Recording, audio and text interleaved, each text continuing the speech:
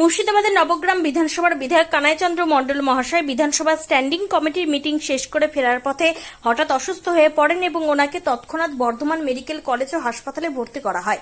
খবর পেয়ে বর্ধমান হাসপাতালে ছুটে যান বর্ধমান দক্ষিণের বিধায়ক খোকন দাস, কাউন্সিলর শাহাবুদ্দিন খান সহ তৃণমূল কংগ্রেসের অন্যান্য নেতৃত্ববৃন্দ।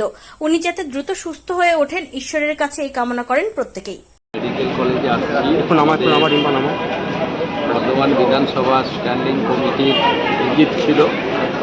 সেই ভিজিটে আমাদের মুর্শিদাবাদের নবগ্রামের আমাদের বিধায়ক কানাইচন্দ্র মণ্ডল তিনি সেই টিমে ছিলেন। তিনি একটু অসুস্থ হয়ে পড়েছেন। তাকে অন্য সব বিধায়কেরা ছিল, তারাও সবাই মিলে এখানে নিয়ে এসে আমাদের লোকজন বর্ধমান হসপিটালে ভর্তি করেছে। এখন স্বাভাবিক, খুব ভালো এখন আছে।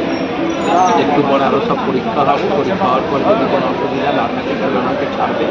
তাহলে আজকের একটা আমাদের তৃণমূল কংগ্রেসের নবগ্রামের আমাদের বিধায়ক কানাইচন্দ্র। এখন কেমন আছেন তিনি? এখন ভালো আছে।